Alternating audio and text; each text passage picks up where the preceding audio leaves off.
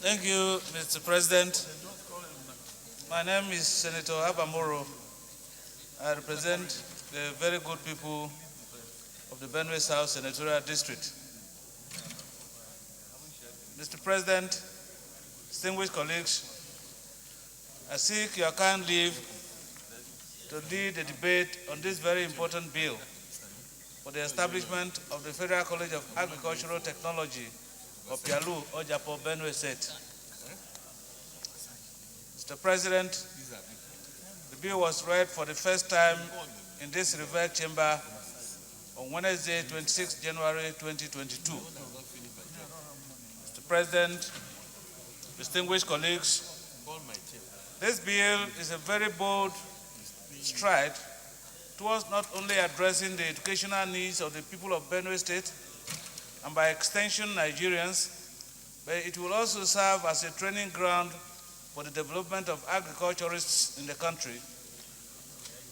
The primary intent of the bill is to establish the Federal College of Agricultural Technology of Yalu, Ojapo, to contribute to the development of Nigeria through training of qualitative manpower by adequate exposure to sound theoretical background, practical farm and field demonstration, as well as knowledge capacity development for staff.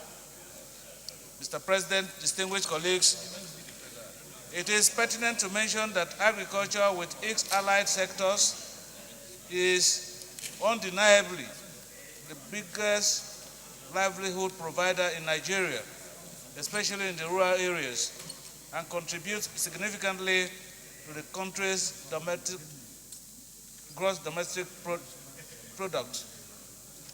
May I mention further, Mr. President, distinguished colleagues, that demand for agricultural products is daily on the increase, with increase in population and per capita income, and growing demand for industrial sectors. The Federal College of Agricultural Technology of Yalu, Ojapo, when established, will train and produce morally sound graduates to become self-employed in the area of science and agriculture, establish linkages and collaboration with other policymakers, research institutes and training institutions, produce technicians capable of carrying out routine preventive measures and advisory services in livestock, fishery and crop production, promote capacity building through outreach programs, vocational training, continuous education, among others, in the area of science and agriculture, promote youth development and empowerment opportunities through entrepreneurial and agricultural activities. Mr. President, distinguished colleagues, in the face of the current security challenges that threaten food security, a knowledge-driven agricultural practice is an imperative need.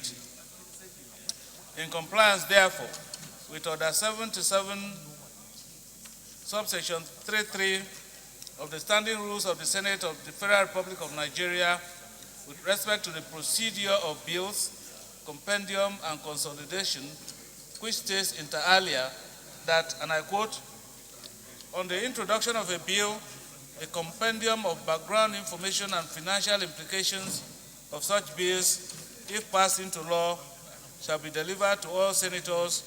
The said compendium for the establishment of this bill is hereby attached thereto.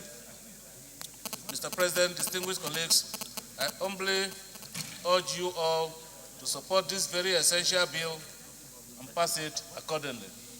I so present, Mr. President, and thank you for the opportunity. In the presentation there, we have serious security challenges. And these security challenges are threatening our food security. And we're a country, we must feed. We must feed ourselves. And don't forget that agriculture contributes very significantly to the gross domestic product.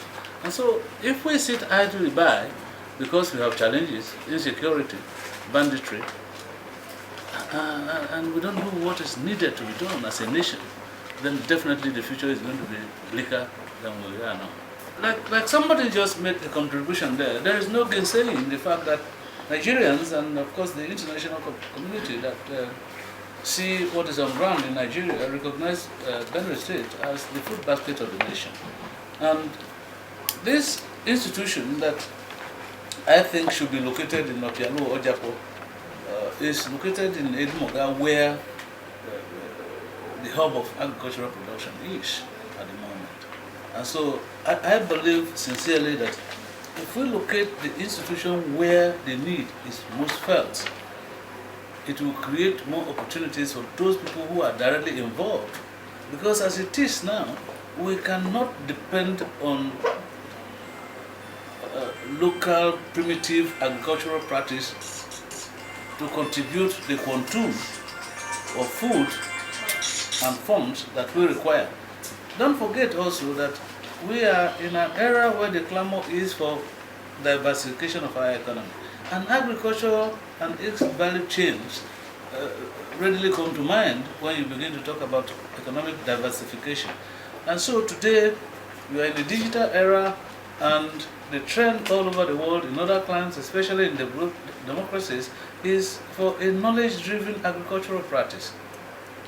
Here in Nigeria, because of our attitudes, you discover that people have some level of disdain for agriculture and farming. But in America, for instance, most of the proudest persons that you find, the richest persons that you find, are farmers in America.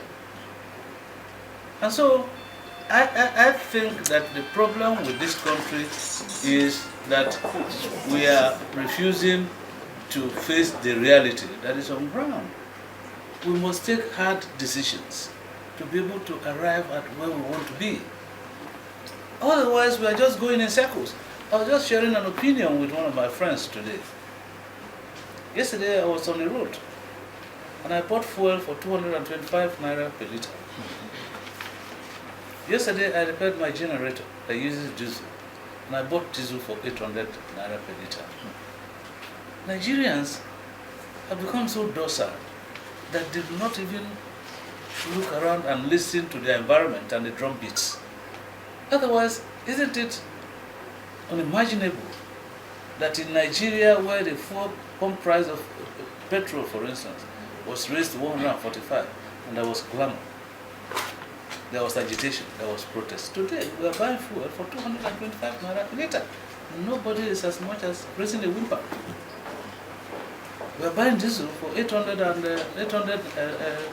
naira. Nobody is raising any eyebrow. And so where are we going from here? Industries that depend, factories that depend on generators to operate are folding up, compounding an already existing bad situation, creating serious unemployment. Many of these institutions are folding up in Nigeria and going to other neighboring, less favored countries of West Africa. I think it's something that we should worry about. And I am pained to say that most of these problems that we are confronted with now are problems that arise from our inability to generate enough political will to tackle these problems head-on. Take it or leave it. That is the situation. Because people have abandoned leadership. People have abandoned governance. And it has become something like a situation of everybody to himself and God for all. It doesn't make sense. So today you hear 200 people are killed here, 11 people are killed here, 20 people are killed here. I went to bury 11 people in my community recently, killed by armed bandits. And it has become music as usual. So my brother, I think that the fact that who says we don't have money? We have money. We have money that has been grossly misused. If you recall, I said immediately, I think 6 months or 1 year after President Goodluck Jonathan left office, and I said that all of a sudden, the critical press, the Save Nigeria group, all have gone to sleep. Why is everybody keeping quiet now? Why are we living as if nothing is going wrong? Because this country is going to collapse very soon.